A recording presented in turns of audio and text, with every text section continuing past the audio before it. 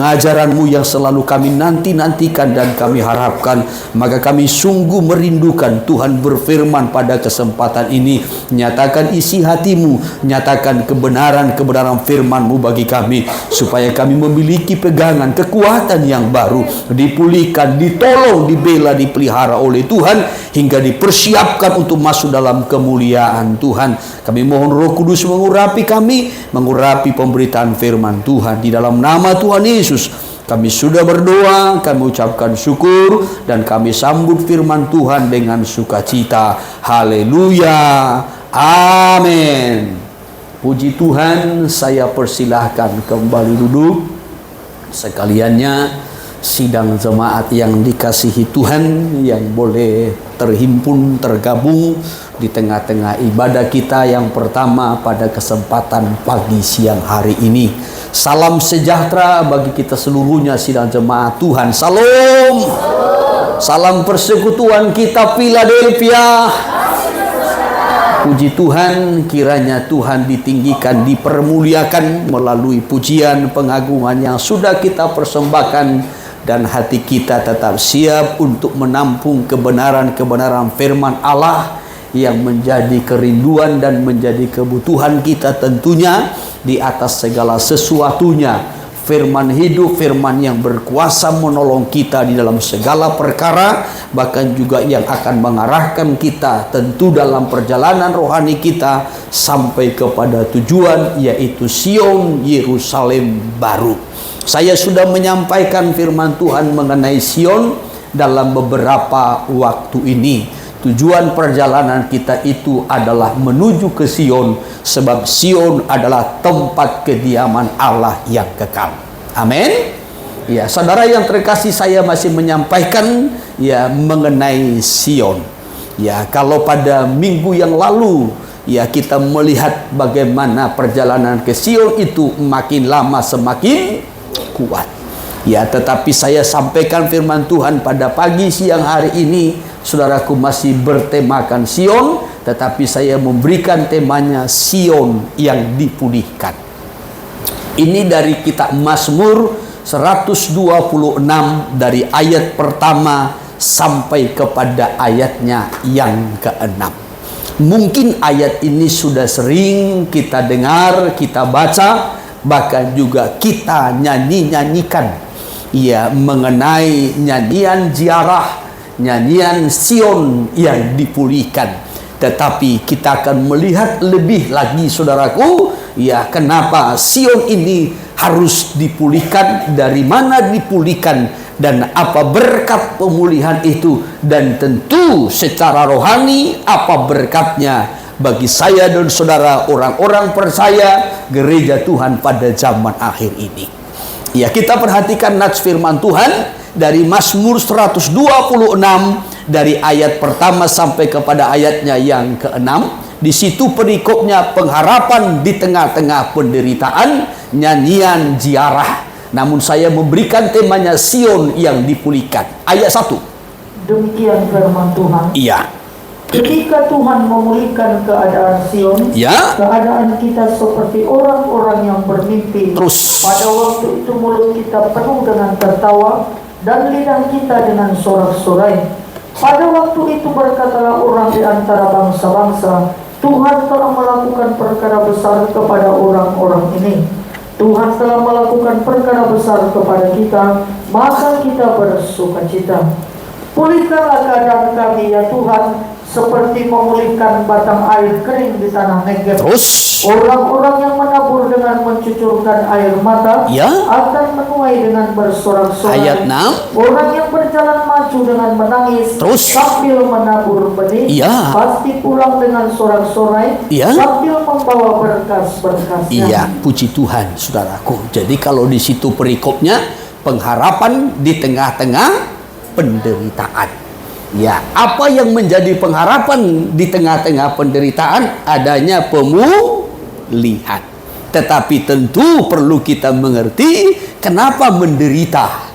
Tentu ada yang menjadi penyebabnya. Jadi di tengah-tengah penderitaan itu ada harapan.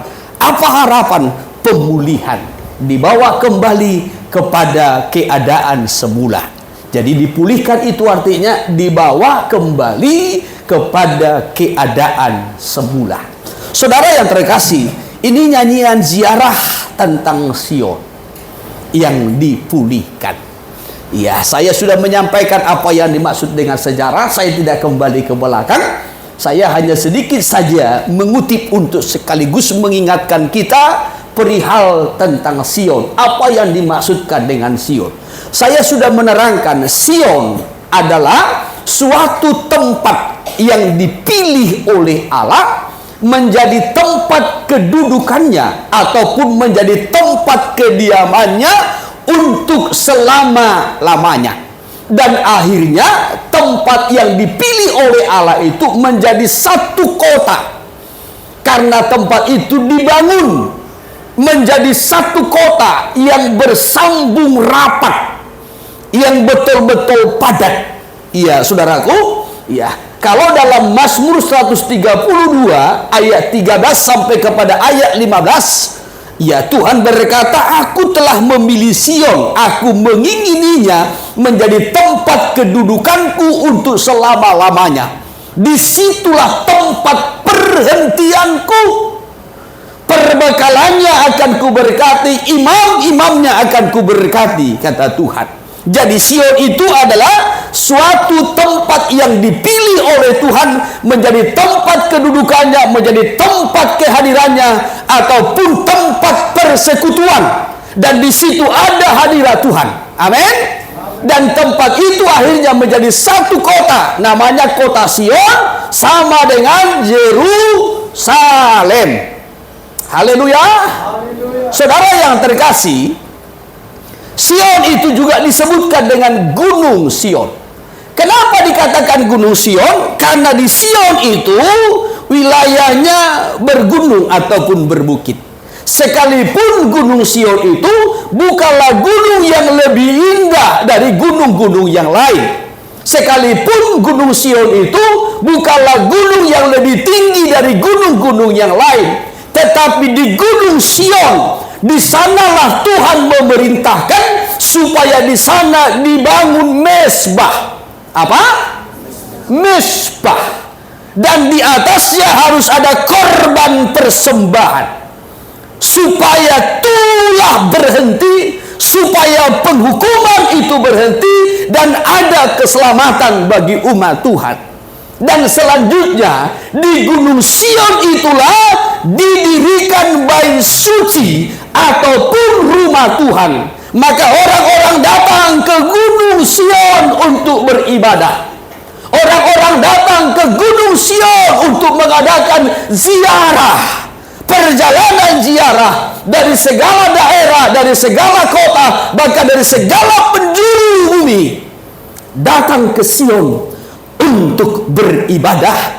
Sebab di Sionlah didirikan mezbah, di sana ada korban persembahan, di sana didirikan rumah Tuhan ataupun bait suci yang sering kita dengar dengan kata tabernakel. Haleluya. Haleluya. Selanjutnya, saudaraku, Sion itu juga disebutkan dengan istilah Putri Sion. Ya, yang dimaksudkan dengan Putri Sion itu adalah penduduknya.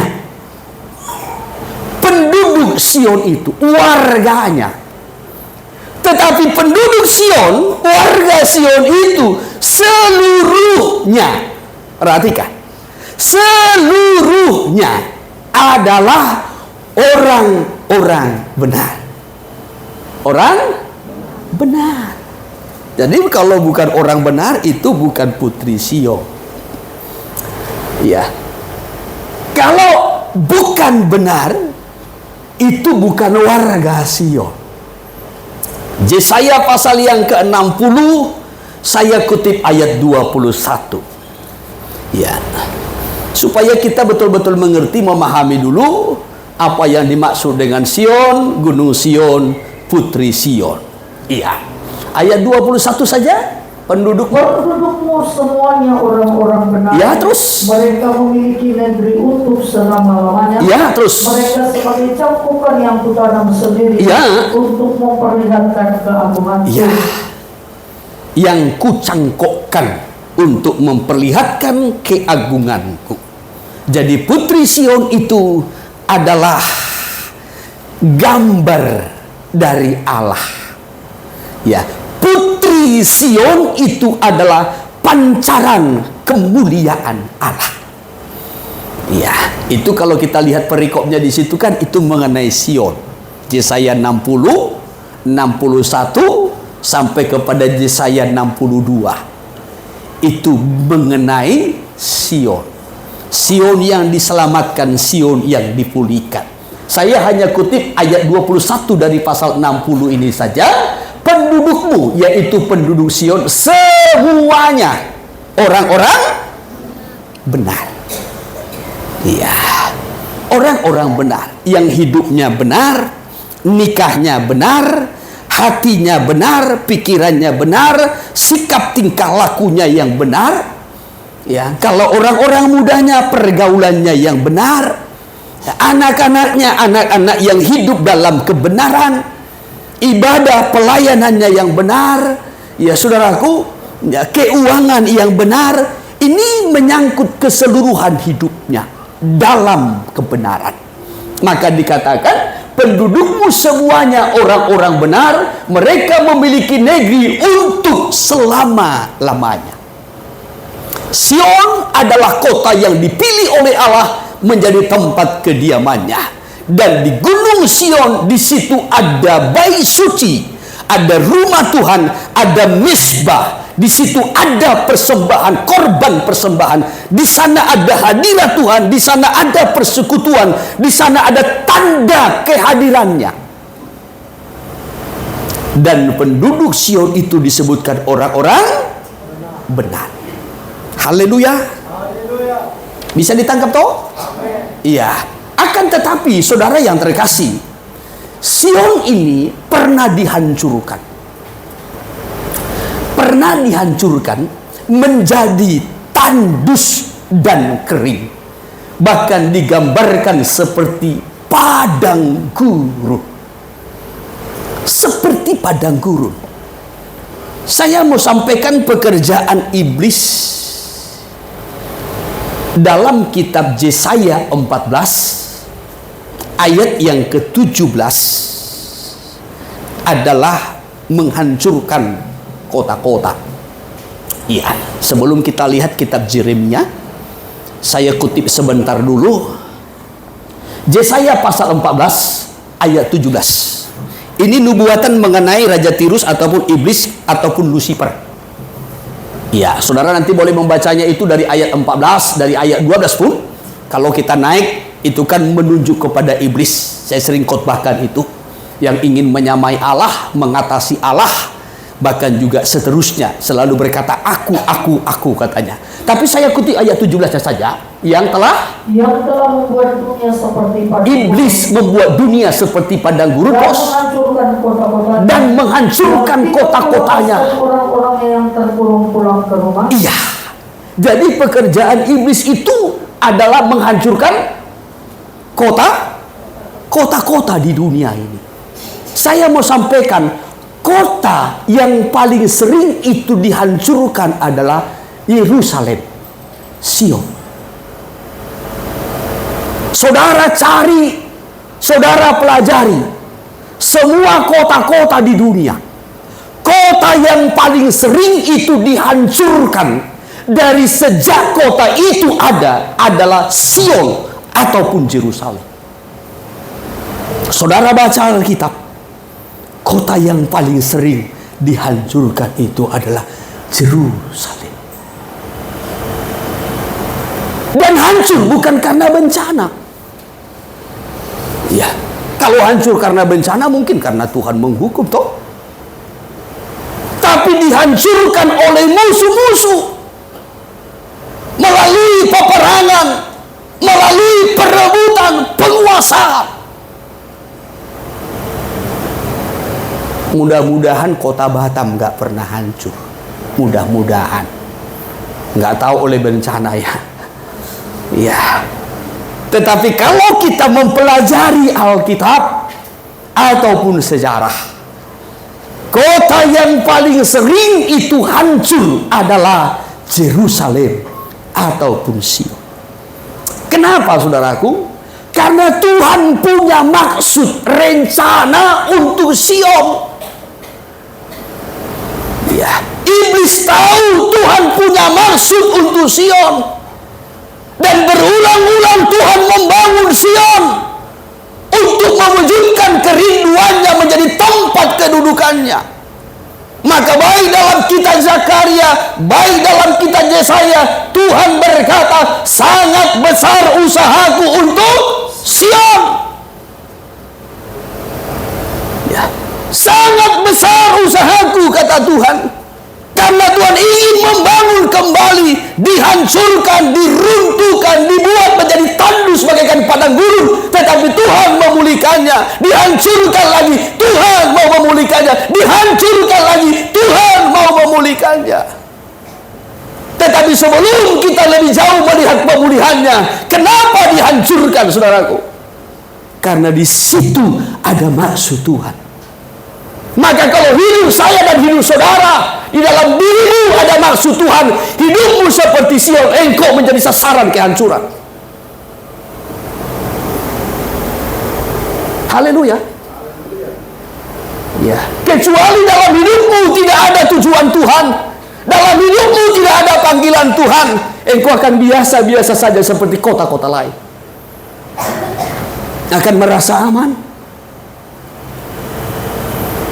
Ya. Tetapi kalau hidupmu bagaikan Sion yang penduduknya orang-orang benar, di dalamnya ada tujuan Tuhan, ada maksud Tuhan, hendak mendirikan mesbah ibadah, persekutuan, hadirat Tuhan, engkau menjadi sasaran kehancuran yang sedang diincar oleh iblis.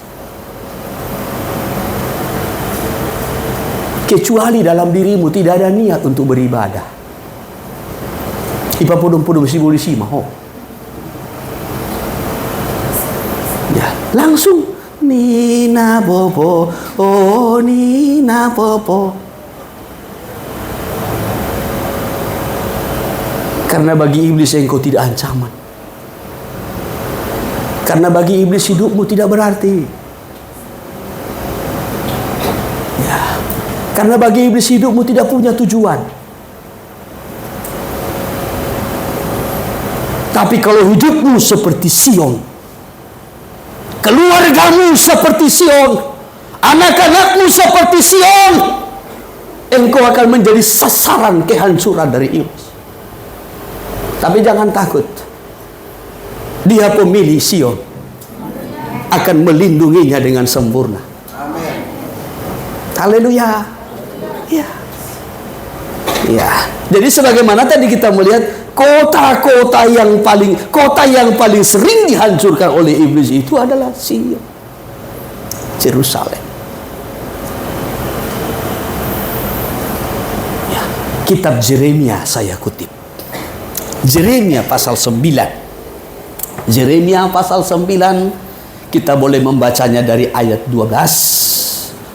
Ayat 12. Ya. Siapakah orang yang begitu bijaksana sehingga ia dapat mengerti hal ini? Ya. Orang yang telah menerima firman dari mulut Tuhan, supaya ia dapat memberitahukannya. Ya, terus. Apakah sebabnya negeri ini binasa? Ya. Tandus seperti padang gurun, sampai tidak ada orang yang melintasinya. Ya. Sampai Tuhan bertanya begini, siapakah orang yang begitu bijaksana sehingga dia mengerti firman Tuhan, dan apa penyebabnya Sion itu ditanduskan. Jadi hanya orang yang bijaksana yang bisa mengerti, memahami kenapa Sion itu begitu tandus. Hanya orang-orang yang bijaksana bisa mengerti kenapa kehidupan orang-orang percaya itu begitu tandus, begitu kering, begitu hampa. Hanya orang-orang yang bijaksana yang menyadari dirinya, menyadari kondisinya, yang mengisapi dirinya, kenapa hidupnya itu hancur, kenapa hidupnya itu hampa, kenapa hidupnya gersang, kenapa hidupnya seperti tidak punya tujuan. Itu hanya disadari oleh orang-orang bijaksana. Kalau orang bodoh, dia hanya pasrah pada keadaan. Sehingga dia berkata, songono majolo huroak. Pasrah dengan keadaan. Ya. Hanya orang yang bijaksana yang menyadari, yang berpikir, kenapa hidupku tidak maju? Hanya orang yang bijaksana yang berpikir, kenapa rohaniku tidak meningkat? Kenapa pelayananku tidak bertumbuh? Itu hanya disadari oleh orang-orang yang bijak. Tapi orang-orang yang bodoh itu tidak menanggap. Dia akan berkata, ya beginilah keadaannya. Ya, terimalah apa adanya. Orang bijaksana tidak demikian. Ia tahu apa penyebab kenapa sampai Sion ini begitu tandus seperti padang gurun. Ya, hingga tidak ada yang melintasinya, artinya hidupnya sepi. Ada saudara yang hidupnya merasa sepi?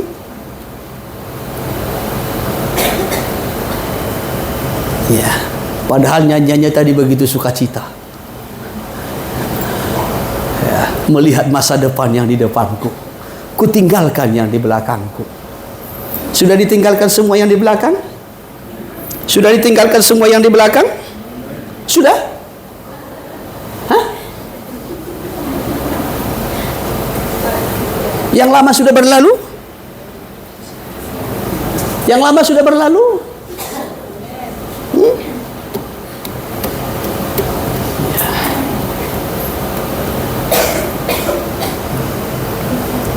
Saudara yang terkasih, Sion ini tandus, kering, hampa, sepi, bahkan berakhir dengan kehancuran. Hanya orang yang bijaksana yang bisa menyadari kenapa demikian. Kita lanjutkan dulu ayat 13. Berfirmanlah Tuhan, Ya.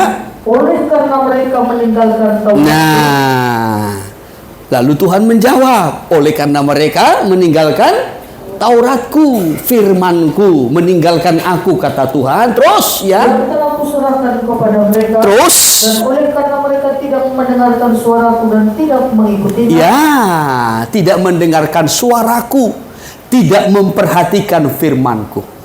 Ya, oleh sebab karena mereka meninggalkan aku, meninggalkan Tauratku atau firmanku, dan mereka tidak memperhatikan perkataanku, kata Tuhan. Bahkan terus berkelanjutan. Melainkan mengikuti kedegilan hati. Mereka memiliki kedegilan hati. Mengikuti kedegilan hati. Ya, kalau bahasa Bataknya, jogal niroha. Ya, sudah jogal, jigil lagi. Ya, tambah lagi, jugul. Jadi, jogal, jigil, jugul. Ya, 3J. Ya. Karena mereka mengikuti kedegilan hati mereka, kata Tuhan. Tidak melembutkan hatinya terhadap firman, terhadap pengajarannya, terhadap tuntunan Tuhan. Coba terus.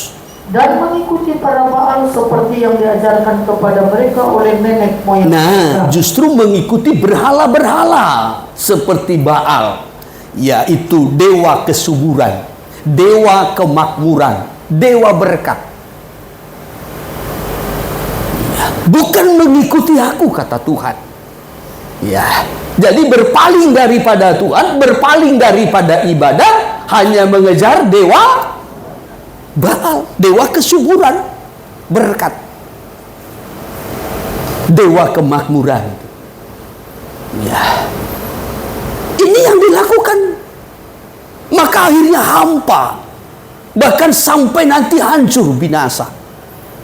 Sebab meninggalkan Tuhan, ya, tidak memperhatikan perkataan Tuhan, firman Tuhan, justru meninggalkan ibadah persekutuan dengan Tuhan demi mengejar kemakmuran. Dewa Baal. Bahkan terus. Sebab itu beginilah firman Tuhan semesta alam, Ya. Allah Israel. Terus.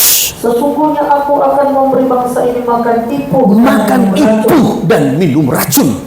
Kata Tuhan, ya terus. Aku akan menyerahkan mereka ke antara bangsa-bangsa yang tidak dikenal oleh mereka. Ya, terus. Atau oleh nenek moyang mereka. Ya, terus. Dan aku akan melepaskan pedang mengejar mereka. Ya, terus. Sampai aku membinasakan mereka.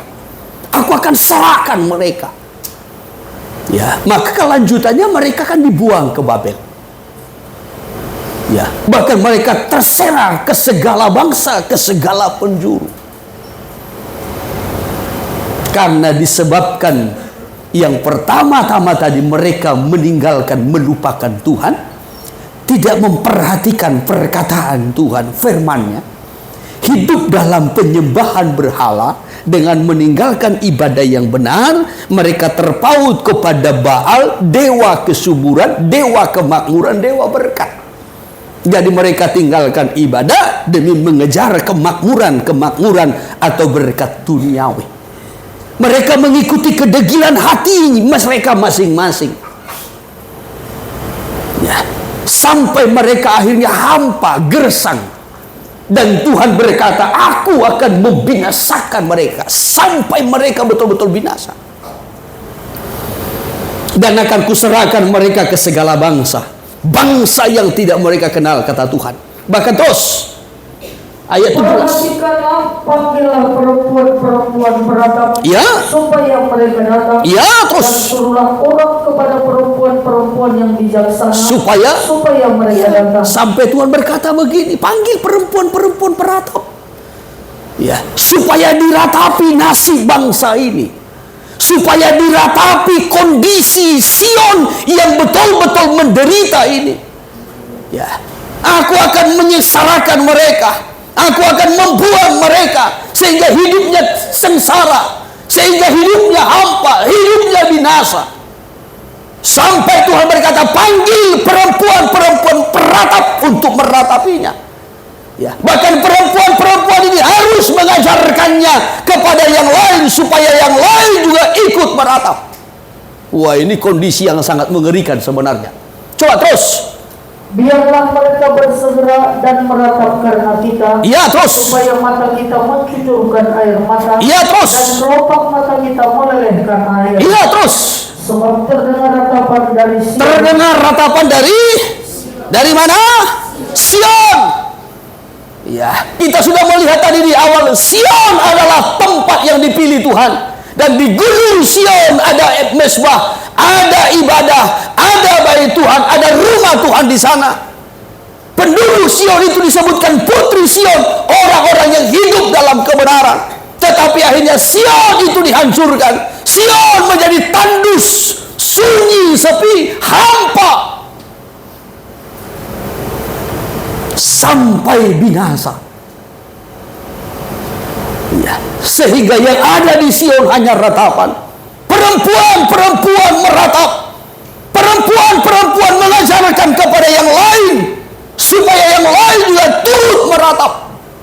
Karena beratnya penderitaan, sengsara yang dialaminya. Ya, kenapa saudara? Kita sudah melihat dari ayat di atas. Karena meninggalkan Tuhan, mengikuti kedegilan hatinya, tidak memperhatikan, tidak mempedulikan firman Tuhan, hidup dalam berhala-berhala. Ya, itu yang menjadi penyebabnya. Sehingga terdengarlah ratapan dari Sion, wahai binasalah kami sangat dipermalukan, sebab kami harus meninggalkan negeri ini, karena rumah-rumah kediaman kami dirobohkan orang. Ya. Sion dihancurkan, rumah-rumah itu dirobohkan. Terus ayat selanjutnya. Maka dengarlah firman Tuhan, hai perempuan-perempuan. Iya.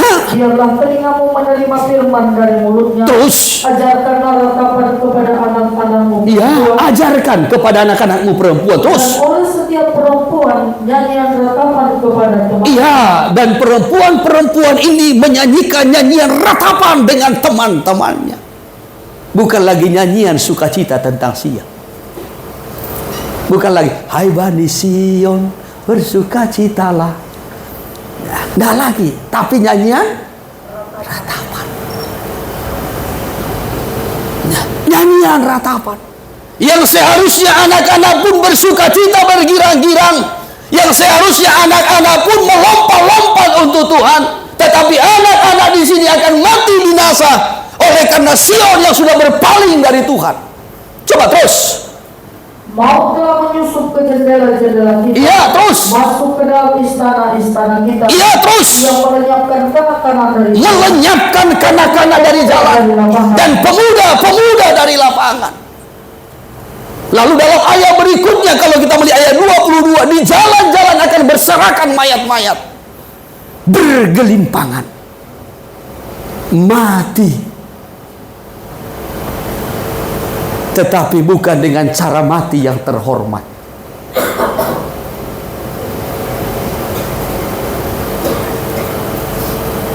Biarlah perlindungan Dia, pemilik Sion, ada di atas kita. Jangan sampai anak-anak kita mati di jalanan. Jangan sampai anak-anak kita mati di jalan-jalan.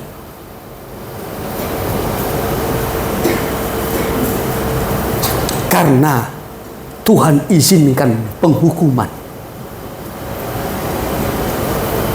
Kiranya kalau anak kita di jalan-jalan pun, di jalan raya pun, Dia pemilik Sion melindungi. Bisa tangkap toh? Jangan sampai berserakan di jalan-jalan. Mati bergelimpangan.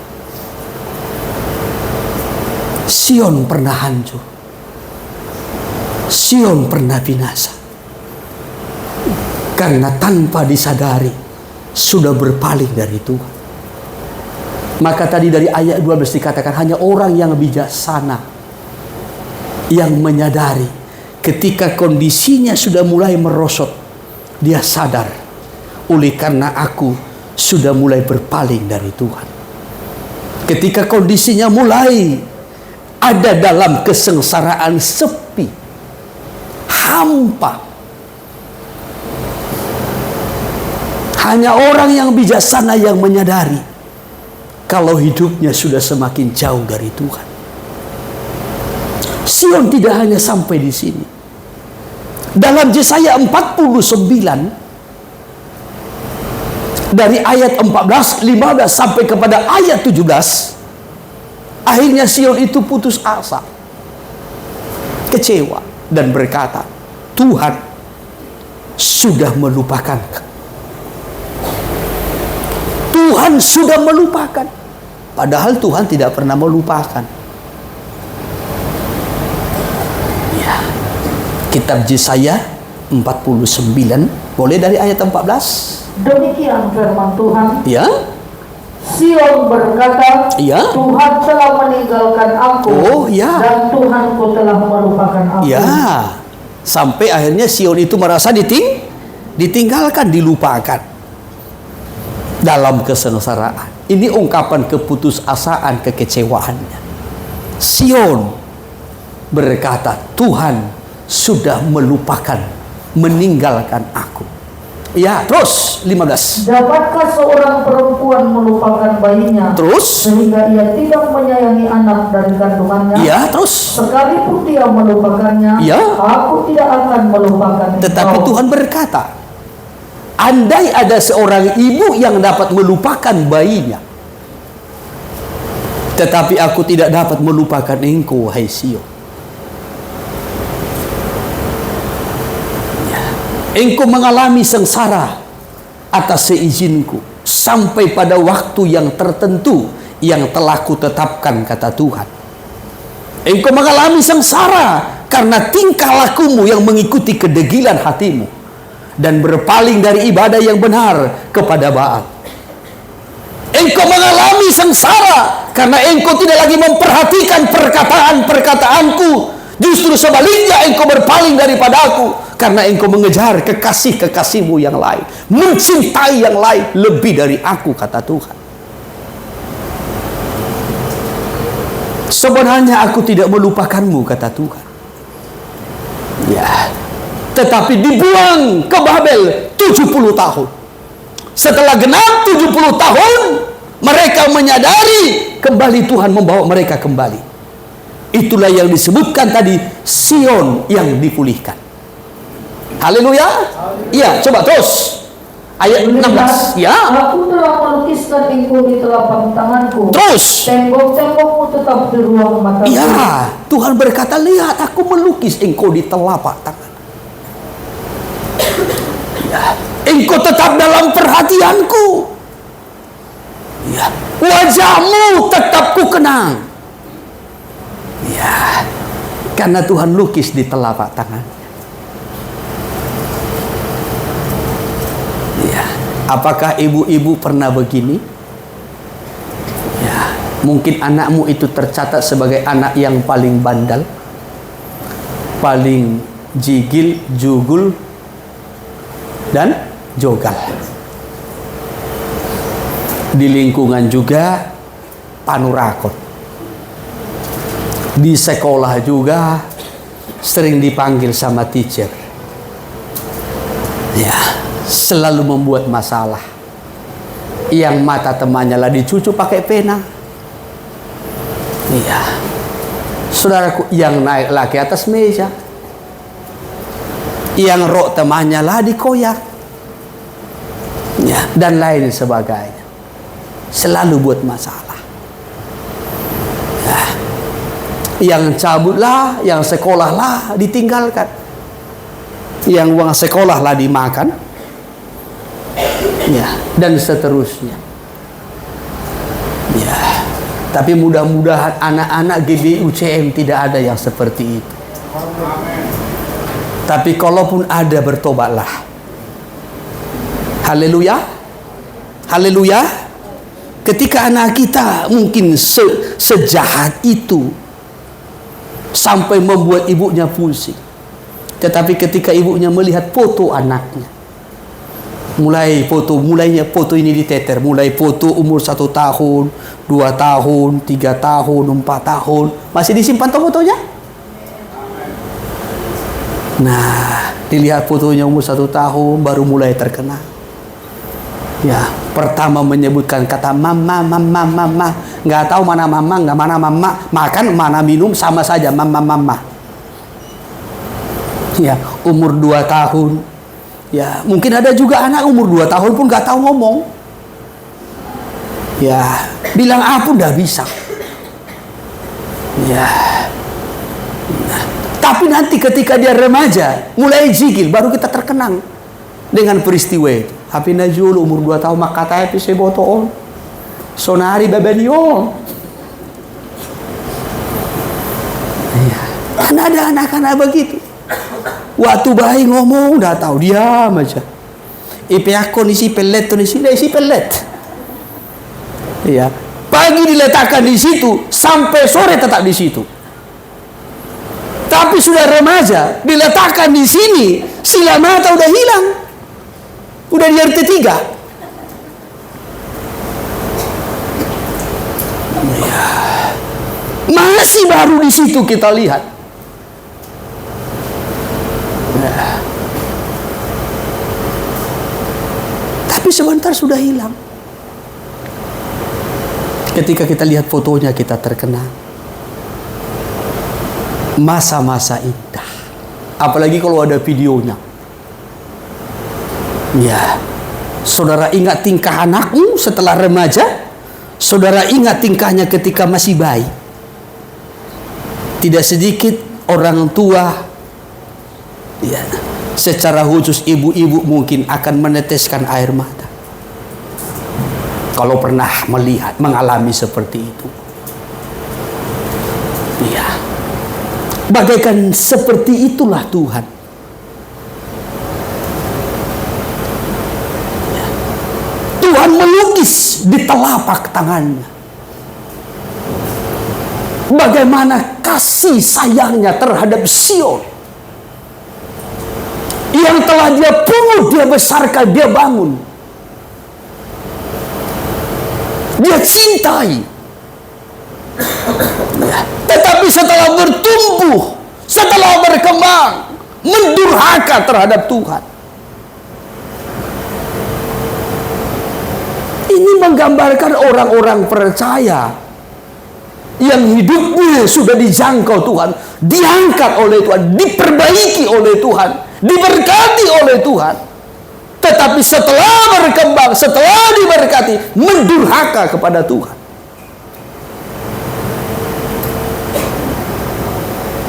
Tuhan itu adil. Semua dosa, kesalahan, kedurhakaan harus dihukum. Sekalipun perasaan Tuhan, hati Tuhan begitu sakit ketika melihat kondisi Sion, umatnya dalam penderitaan. Sama ketika saya dan saudara menderita karena kesalahan kita, hati Tuhan pun sakit melihat. Ya, bukan hanya saudara saja. Sambil saudara nyanyi, haci jala dangol dodainang. Ya, Tuhan pun mendengar dan melihat dari atas. Taunya aku kau sakit. Ya, haci si taunom. Alai alapa bahenam. Karena ulahmu. Ya. Aku hadir untukmu, tetapi engkau menjauhi aku, kata Tuhan. Aku beri yang terbaik, kau cari yang remah-remah. Aku buat engkau mulia, tetapi yang engkau kejar yang hina. Maka alami, nikmati, rasakan penderitaanmu sampai engkau sadar, kata Tuhan. Maka Tuhan biarkan mereka menderita di Babel 70 tahun. Bukan karena Tuhan lupa.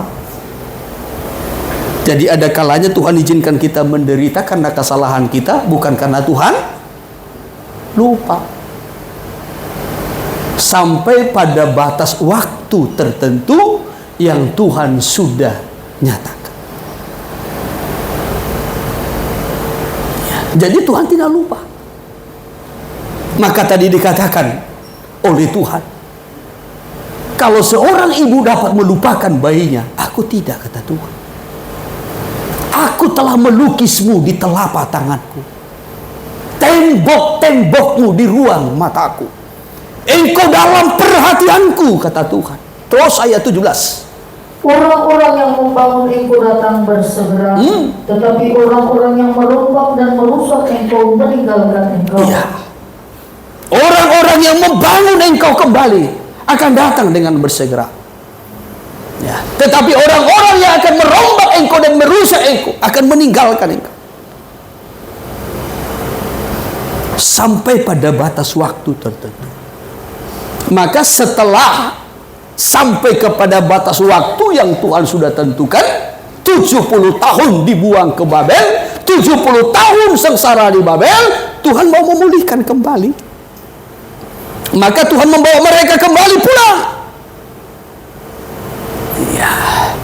Oleh sebab itulah tadi ada nyanyian ziarah dalam Mazmur 126. Ketika Tuhan memulihkan keadaan Sion, keadaan kita seperti bermimpi. Ketika Tuhan memulihkan keadaan kita, kondisi kita, penderitaan kita, kita seperti bermimpi.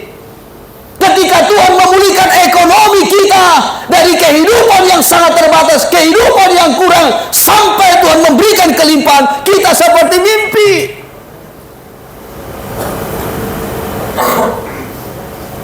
Ketika Tuhan memulihkan, ketika Tuhan memulihkan keadaan nikah kita yang dulunya sepi, hampa, tidak ada sukacita, tidak ada kebahagiaan di dalamnya. Semua hidup membawa hati masing-masing.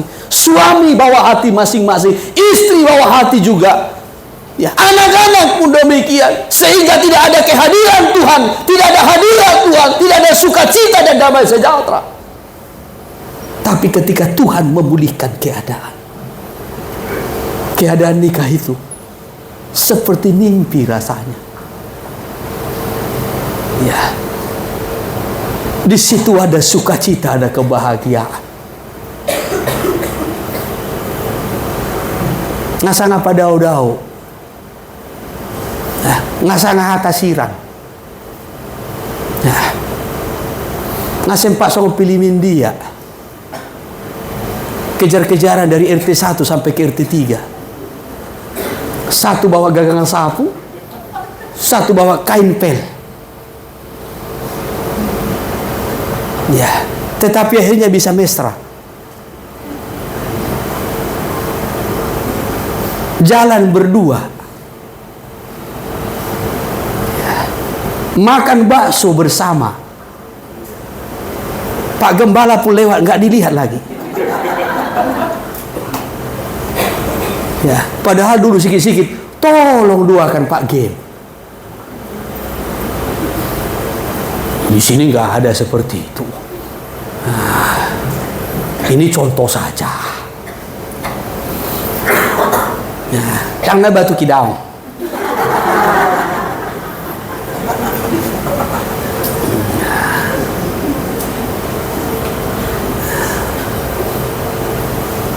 Saudara yang terkasih, ya, Mazmur 126 ini ketika Tuhan memulihkan keadaan Sion. Sampai dikatakan mulut kita penuh dengan tawa, lidah kita dengan sorak-sorai. Ya. Ada sukacita yang luar biasa. Sampai dikatakan orang-orang yang melihatnya berkata, Tuhan mengadakan perkara yang dahsyat, perkara yang besar kepada bangsa ini, kepada orang-orang ini. Bangsa-bangsa lain yang melihatnya ketika mereka pulang dari pembuangan dari Babel ke Sion, ke Yerusalem, ke tanah Israel, orang-orang lain berkata, oh Tuhan mengadakan perkara yang besar, Tuhan mengadakan perkara-perkara yang dahsyat. Dulu mereka diperbudak, dulu mereka menderita, dulu mereka menangis sengsara, sekarang mereka pulang dengan sorak-sorai. Bahkan ada orang-orang yang mendukung untuk membangun kembali, membangun negerinya, membangun kota Yerusalem. Maka mereka pulang. Tapi saudara tahu bagaimana caranya Tuhan memulihkan mereka? Seperti itu juga Tuhan akan memulihkan kita. Amin. Bagaimana caranya Tuhan memulihkan kembali Sion yang sepi, yang sengsara, yang sudah hancur itu? Seperti itulah juga Tuhan akan memulihkan kita. Dari kehidupan yang sepi, yang hancur, yang sengsara, yang menderita. Bagaimana caranya Tuhan memulihkan? Kalau kita pelajari kitab Sakaria, kitab Sakaria adalah kitab yang ditulis oleh Nabi Sakaria atas perintah Tuhan setelah pembuangan dari Babel. Kitab Sakaria, ya, kalau saya bagi, itu terbagi dalam dua bagian besar. Karena kitab Sakaria itu ada 14 pasal. Pasal 1 sampai pasal 8. Ya. Pasal 1 sampai pasal 8, di situ Tuhan hendak memberikan semangat kepada bangsa Israel melalui firman nubuat yang disampaikan kepada Nabi Zakaria untuk disampaikan kepada bangsa itu. Ya, adalah untuk memberi semangat supaya bait suci yang di Yerusalem atau di Sion itu dibangun kembali. Ya, jadi Tuhan melalui firman ini dari pasal 1 sampai pasal 8 memberikan semangat, memberikan dorongan. Maka nanti di pasal 1 Tuhan lebih dahulu berkata, sangat besar usahaku untuk Sion, kata Tuhan. Itu sampai pasal 8. Lalu pada pasal 9 sampai kepada pasalnya yang ke-14, Tuhan kembali memberikan semangat kepada mereka. Ya, untuk menantikan Mesias dan memberikan pengertian tentang Mesias yang benar. Itu pasal 9 sampai pasal 14. Ya, karena mereka berpikir kalau bait suci sudah dibangun, Mesias datang. Ya, sementara bait suci sudah selesai dibangun, Mesias belum datang. Ya, maka dari pasal 9 sampai pasal 14 Tuhan memberikan semangat dan mengajarkan pengertian yang benar tentang Mesias. Ya, ini tentu kalau kita baca ini kitab Zakaria ini keseluruhannya dengan baik. Ya, saudaraku. Ya. Oleh sebab itu, dalam kitab Zakaria pasal 1, ya saya kutip perikopnya saja dulu. Zakaria pasal 1, seruan untuk bertobat. iya. Yang diserukan di sini adalah pertobatan. Yang diserukan di situ adalah pertobatan. Apa yang Tuhan kehendaki dari umatnya? Mari kita perhatikan ayat 1. Dalam bulan yang ke-8 pada tahun kedua zaman Darius, Ya. datanglah firman Tuhan kepada Nabi Zakaria bin Berekia Terus? di Ido. Ya. Bunyinya, sangat murka Tuhan atas nenek moyangmu. Ya, kenapa murka Tuhan terus? Sebab itu katakanlah kepada mereka, Terus? beginilah firman Tuhan semesta alam, Ya. kembalilah kepadaku. Ya, terus? Demikianlah firman Tuhan semesta alam, Ya. maka aku pun akan kembali kepadamu, firman Tuhan semesta Ya, alam. ini yang Tuhan tuntut dari umatnya. Kembali kepadaku.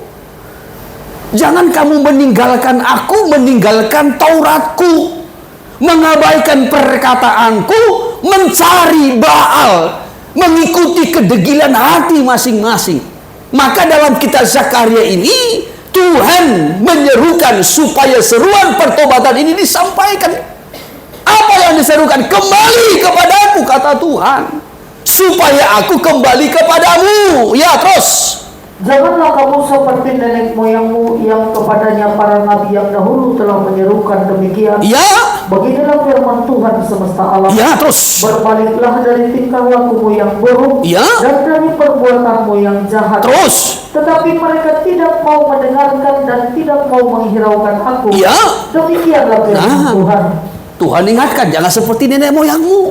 Dulu nabi-nabiku menyerukan itu, tetapi mereka tidak mau mendengar, tidak mau memperhatikan. Terus, nenek moyangmu? Nenek moyangmu di mana mereka? Ya. Dan para nabi, apakah mereka hidup untuk selama-lamanya? Ya, di mana mereka? Ya, apakah mereka bertahan, kata Tuhan? Terus, nah, Tetapi segala firman dan ketetapanku yang telah kuperintahkan kepada hamba-hambaku, ya, terus. para nabi, Terus. bukankah itu telah sampai kepada nenek moyangmu? Ya, terus. Maka bertobatlah mereka serta berkata, Ya. sebagaimana Tuhan semesta alam bermaksud mengambil tindakan terhadap kita, Ya. sesuai dengan tingkah laku kita, Ya, terus. dan perbuatan kita, Ya, terus. demikianlah Ia mengambil tindakan terhadap kita. Nah, maka Tuhan menuntut pertobatan. Ya, Tuhan menuntut pertobatan. Ya, jangan seperti nenek moyangmu, kata Tuhan. Setelah itu, saudaraku, apa yang Tuhan inginkan dari umatnya? Perhatikan pasal 2. Pasal 2 dari ayat 6 sampai kepada ayatnya yang ke-13. Perikopnya di situ. Orang-orang buangan dipanggil pulang. Nah, orang-orang buangan dipanggil untuk pulang, yaitu pulang ke Sion. Ya, dipanggil pulang ke Sion. Sekarang kembali ke Sion. Jangan menetap di Babel. Jangan menetap di negeri-negeri lain. Ya, walaupun mungkin di Babel engkau sudah merasa lebih nyaman karena sudah terlalu lama, 70 tahun. Ya, kadangkala ada orang yang senang dalam penderitaannya, nyaman dalam penderitaan itu, karena sudah terlalu lama. Ya, sehingga nggak mau diajak untuk bangkit. Ya nggak apa-apalah, ya udah memang udah begini kondisinya, keadaannya. Memang mulai senopung nami pe pogos lu hami. Itu konsep yang salah. Saya selalu berkata, kalau saudara dilahirkan di keluarga yang miskin, itu bukan salahmu. Tapi kalau saudara sampai matimu, sampai tua, sampai matimu miskin, itu baru kesalahanmu. Kalau saudara dilahirkan di keluarga yang tidak berpendidikan, tidak punya etika, itu bukan kesalahanmu. Tetapi kalau saudara sampai tua, sampai matinya, toh juga tidak berpendidikan, tidak berhikmat, tidak punya etika, itu baru kesalahan. Kalau kelahiran kita nggak bisa pilih, Anda bisa memilih. Saya akan pilih dilahirkan di keluarga Bill Gates, Elon Musk, orang-orang terkaya di dunia. Ya. Di keluarga Pak Joko pun aku tak mau. Kalau bisa memilih, ya, hanya kita tidak bisa memilih di keluarga mana kita dilahirkan. Boro-boro di keluarga Sinaga saya dilahirkan. Tidak mau kian. Ya, karena Sinaga dengan naga mirip toh. Hanya beda sih. Salah panggil repot. Ya, hanya kita tidak bisa memilih di keluarga mana kita dilahirkan. Ya. Kalau kita dilahirkan di keluarga yang berantakan, itu bukan salahmu. Tetapi kalau hidup kita sampai matinya berantakan, itu baru salah kita. Kita yang tidak mau berjuang, kita yang tidak mau berubah. Jangan justru merasa nyaman dalam kondisi kita yang rusak, yang hancur. Haleluya. Ya, maka Tuhan berkata kepada Sion, kembali ke Sion. Jangan karena sudah 70 tahun di Babel, merasa nyaman. Ya sudahlah, capek bawa barang-barang lagi ke sana. Pindah lagi, jalan lagi. Ya. Nanti sakit di tengah jalan gimana?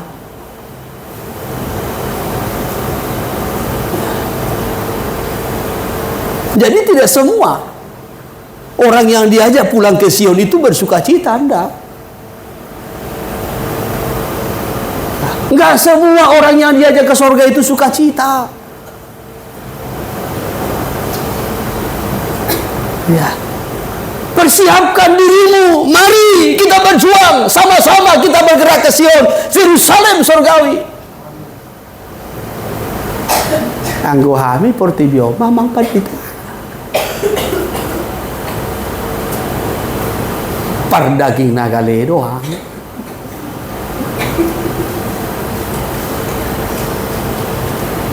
Gak semua orang senang.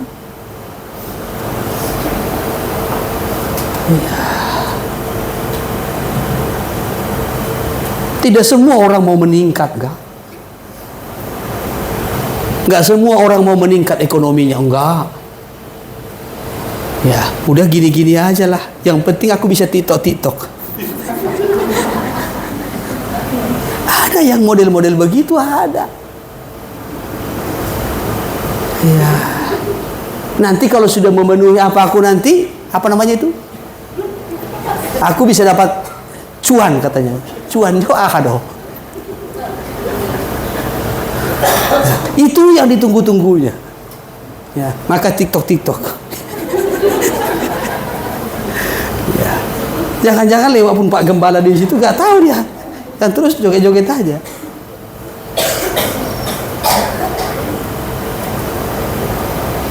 Nggak semua. Ya. Saya andai tidak gembala, ya saudaraku, ya mungkin banyak hal yang harus saya kerjakan. Mungkin buka usaha, terlibat bisnis, ya belum lagi mungkin mengerjakan yang lain. Yang penting dapat uang, ekonomi bisa meningkat, bertumbuh. Ya, sedangkan jadi gembala saja pun gak mau berhenti. Ya, gak mau berhenti.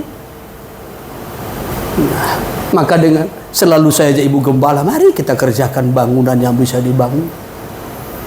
Ya, beberapa hari ini saya buat itu dekorasi di depan. Buha masa bagaki julu-julu.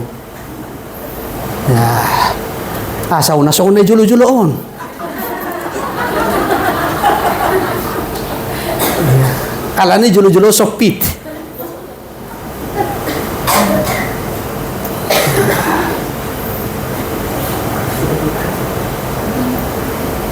Jadi kalau di sana nanti saudaraku selesai ibadah mau foto di situ ya silakan.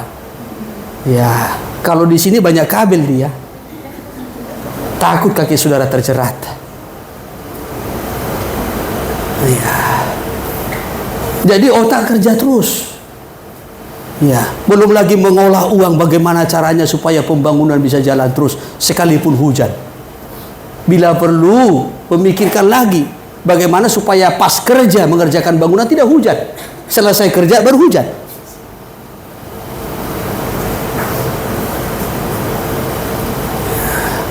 Mungkin saudara berkata, ini kan alam Pak Gen. Ya, alam pun bisa dikuasai. Ya, kalau ada hikmat, segala sesuatu bisa dikerjakan. Saya selalu berkata, orang yang mau melakukan sesuatu itu selalu mencari cara. Tetapi orang yang tidak mau melakukannya selalu mencari alasan. Nggak bisa. Hujan. Ya. Kenapa nggak ibadah? Hujan. Karena tidak punya niat. Kalau punya niat, pasti mencari cara. Haleluya. Angai butuh hamu nih. Hengam lo hamu. Ya. Haleluya. Ya. Kembali saudaraku, ketika Tuhan memulihkan keadaan Sion, Sion bersorak-sorai, bersuka cita. Tetapi bagaimana caranya memulihkan keadaannya? Tadi yang pertama-tama Tuhan berkata, kembalilah kepadaku maka aku kembali kepadamu. Yang kedua Tuhan berkata, pulanglah ke Sion. Ya, Zakaria pasal yang kedua ayat 6 sampai kepada ayatnya yang ke-13 itu adalah panggilan untuk kembali ke Sion. Ya, saudara, kalau ini kita membaca dari ayat 1, ayat 6 sampai kepada ayat yang ke-13, ini ajakan. Ayat 6 saja saya kutip. Ayat 6. Ayo, ayo, larilah dari tanah utara. Ya. Demikianlah firman Tuhan. Terus. Sebab ke arah keempat mata angin aku telah menyerahkan kamu. Terus. Ya, lanjutkan. Ayo. Ayo, luputkanlah dirimu ke Sion, hai penduduk. Ya, luputkan dirimu. Sebab keluputan itu, ketenangan itu, satu kota yang tidak akan goncang itu adalah Sion. Haleluya. Maka diajak, mari kembali ke Sion. Ya, Tuhan hendak membangun Sion, di mana di Sion itu akan didirikan rumah Tuhan. Kita mundur kepada pasal 1. Pasal 1 ayatnya yang ke-14. Ayat 14. Demikian. Ya, berkatalah kepadaku malaikat yang berbicara dengan aku itu. Terus. Serukanlah ini. Ya. Beginilah firman Tuhan semesta alam. Apa firman-Nya? Sangat besar usahaku untuk Yerusalem dan Ya, Tuhan berkata sangat besar usahaku untuk Yerusalem dan Sion. Tetapi sangat besar murkaku terhadap bangsa-bangsa yang merasa dirinya aman. Iya, terus. Yang sementara aku murka sedikit. Terus. Telah membantu menimbulkan kejahatan. Tuhan berkata tetapi sangat besar murkaku terhadap bangsa-bangsa yang merasa dirinya aman. Sementara aku murka sedikit terhadap umatku, bangsa-bangsa lain itu merasa aman. Oh, Tuhan paling nggak suka yang begitu. Artinya kalau Tuhan sedang menghukum seseorang itu dan dia menderita, lalu kita menambah penderitaannya, oh ini Tuhan gak senang. Maka kalau ada orang menderita, kalau ada jemaat yang menderita karena dipukul Tuhan, dihukum Tuhan atau didisiplin Tuhan, jangan tambahin penderitaannya. Amin. Iya, jangan tambahin penderitaannya. Dan jangan bersuka cita dalam penderitaan orang lain. Tuhan paling tidak senang. Iya, Tuhan paling tidak senang. Sama ketika Yusuf. Ketika Yusuf itu hendak dijual, ya, waktu itu Yusuf ditangkap oleh saudara-saudaranya, kakak-kakaknya. Lalu dimasukkan ke sumur. Nanti saudara baca itu dalam Kejadian pasal yang ke-37. Dimasukkan ke sumur. Setelah dimasukkan ke sumur, Ruben belum datang. Kakak-kakaknya lalu makan. Ya, seakan-akan senang berpesta. Tuhan paling tidak suka yang begitu. Pada zaman Esther, bangsa Israel diancam, hendak dimusnahkan. Haman makan seperti berpesta. Tuhan paling tidak suka. Demikian juga dengan bangsa ini. Ya. Memang Sion itu dihukum Tuhan, tetapi yang lain tidak boleh menghukumnya. Ya. Seakan-akan Tuhan berkata seperti ini, aku yang boleh menyakiti Sion, menghukum Sion karena kesalahannya, tapi yang lain tidak boleh.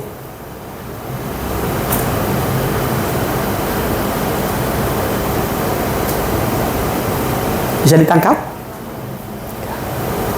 Maka Tuhan katakan, tetapi sangat besar murkaku terhadap bangsa-bangsa yang merasa dirinya aman.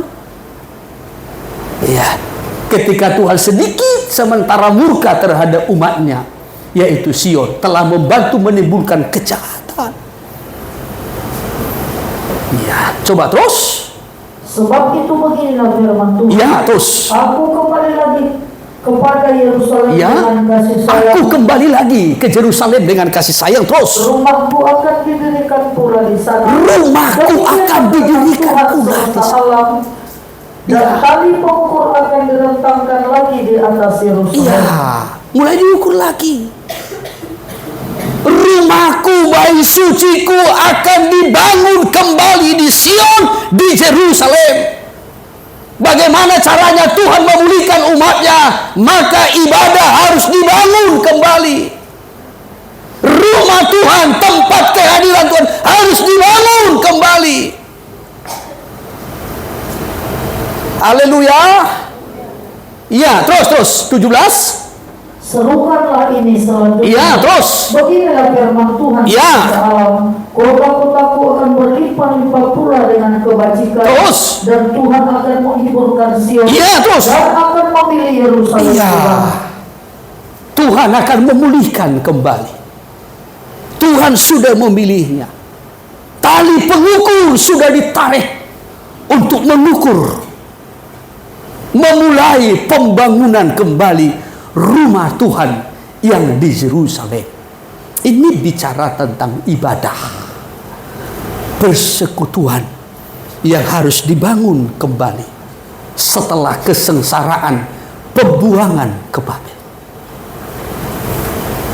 Dan tentu kalau rumah Tuhan dibangun, kalau ibadah itu dibangun, ya, saya bicara tentang pembangunan rumah Tuhan bukan secara jasmani ya. Jangan langsung saudara menanggapi, korban nama. Jangan dulu. Saya bicara tentang pembangunan rumah Tuhan secara rohani, ibadah, yang akan memulihkan kita dari kondisi kita, kehampaan, kehancuran, kerusakan, kebinasaan itu. Ya, hidup yang telah mendurhaka kepada Tuhan, supaya kita dipulihkan, yaitu dengan cara membangun kembali bait suci, rumah Tuhan, kehadiran Tuhan. Ketika rumah Tuhan ini dibangun kembali, ketika ibadah kita, persekutuan kita dibangun kembali, perhatikan Zakaria pasal 8, ini berkatnya. Zakaria pasal 8 ayatnya yang ke-9 sampai 10. Demikian firman Tuhan. Ya. Beginilah firman Tuhan semesta alam. Terus. Kuatkanlah hatimu. Ya. Hai orang-orang yang selama ini telah mendengar firman ini. Ya. Yang diucapkan para nabi. Yang diucapkan para nabi. Terus. Sejak dasar rumah Tuhan semesta alam diletakkan. Ya. Untuk mendirikan bait Untuk suci itu. mendirikan bait suci itu, sejak dasarnya, pondasi yang teguh, sejak dimulainya pembangunan rumah Tuhan, sejak dimulainya hati niat untuk beribadah, memperbaiki persekutuan hubungan kita dengan Tuhan. Maka terus 10, Sebab sebelum waktu itu tidak ada rezeki bagi sebelum ada niat untuk membangun, tidak ada rezeki bagi manusia. Tetapi setelah ada niat, setelah dasar pondasi itu diletakkan, setelah dimulainya ibadah itu, terus juga tidak bagi binatang. Ya, terus. Dan karena musuh, Ya. tidak ada keamanan bagi orang yang keluar dan bagi orang yang masuk. iya terus Lagi pula aku membuat membuat manusia semua bertempur. Iya, ini sebelum. Ya, maka orang kalau sudah tidak beribadah, apalagi sudah mulai hilang niat ibadah, yang ada nanti terjadi pertengkaran, sikit-sikit tengkar. Ya, rumah tangga yang sering tengkar itu, ini karena ibadahnya tidak beres itu. Ya, karena ibadahnya tidak beres. Ya, orang tua dengan anak yang tidak cocok itu karena ibadahnya tidak beres itu. Ya, tetapi setelah dasar itu dimulai, katanya terus 11. Tetapi Sekarang aku tidak lagi seperti waktu dahulu terhadap sisa-sisa bangsa ini. Ya. Demikianlah firman Tuhan semesta alam. Ya, terus. Melainkan aku akan menabur damai sejahtera. Aku menabur damai sejahtera, kata Tuhan. Terus. Maka pohon anggur akan memberi buahnya. Ya. Dan tanah akan memberi hasil. Tanah memberi hasil. Langit akan memberi air. Langit memberi embun. Aku akan memberi semuanya itu kepada sisa-sisa bangsa ini sebagai miliknya, sebagai berkat. Ini janji Tuhan sejak dimulainya, kata Tuhan. Aku akan membuat hasil tanah menghasilkan. Langit pun akan memberi embun, berkat. Dan juga damai sejahtera. Terus lanjutkan. Dan kalau dahulu kamu telah menjadi kutuk di antara bangsa-bangsa. Kalau dulu kamu kutuk, terus. Hai kaum Yehuda dan kaum Israel. Ya, terus. Maka sekarang aku akan menyelamatkan kamu. Ya, terus. Sehingga kamu menjadi berkat. Ya. Janganlah takut, kuatkanlah hatimu. Ya, sehingga kamu menjadi berkat. Janganlah takut dan kuatkan hati. Tuhan memberikan berkat setelah ada niat untuk memulai kembali membangun, memulihkan hubungan persekutuan dengan Tuhan. Dan bukan hanya itu, tetapi Tuhan juga memberikan damai sejahtera dan ketenangan. Ya, sehingga ayat 1 dan ayat 5, nanti di jalan-jalan kota itu akan ada kakek-kakek berjalan dengan tongkat, duduk-duduk dengan tongkatnya, dan juga anak-anak bermain di sana. Ya, coba kita naik dulu. Ayat 1 dimulai. Zakaria 8 tadi. Zakaria 8. Firman Tuhan. Ya. Dapatlah firman Tuhan semesta alam bunyi. Ya, terus ayat 2. Inilah firman Tuhan semesta alam. Ya. Aku berusaha untuk Sion dengan kegiatan yang besar. Terus. Dan dengan kehangatan amarah yang besar. Ya, terus. Beginilah firman Tuhan. Ya. Aku akan kembali ke Sion. Aku kembali ke Sion. Terus. Akan diam di tengah-tengah Yerusalem. Diam di tengah-tengah Yerusalem. Terus. Yerusalem akan disebut kota setia. Terus. Dan gunung Tuhan semesta alam akan disebut gunung. Ya, jadi setelah dibangun bait suci di sana, Sion dipulihkan, Tuhan akan hadir di sana, memberikan berkat, memberikan damai sejahtera, dan juga ketenangan. Amin. Keamanan. Sehingga terus. Beginilah firman Tuhan semesta alam. Akan ada lagi kakek-kakek dan nenek-nenek duduk di jalan-jalan Jerusalem. Ya, terus. Masing-masing memegang tongkat karena lanjut usianya. Masing-masing memegang tongkat karena lanjut usianya. Kenapa bisa duduk-duduk di tepi jalan Jerusalem? Karena merasa aman. Amin. Terus ayat selanjutnya. Dan jalan-jalan kota itu akan penuh dengan anak laki-laki dan anak perempuan yang bermain-main. Iya, maka anak-anak pun akan penuh di sana. Di tempat yang terbuka mereka bermain-main, menikmati sukacita, kebahagiaan karena Tuhan memulihkannya. Berbeda tadi dengan Yeremia pasalnya yang ke-9. Dari ayatnya yang ke-20, 21 sampai kepada ayatnya yang ke-22.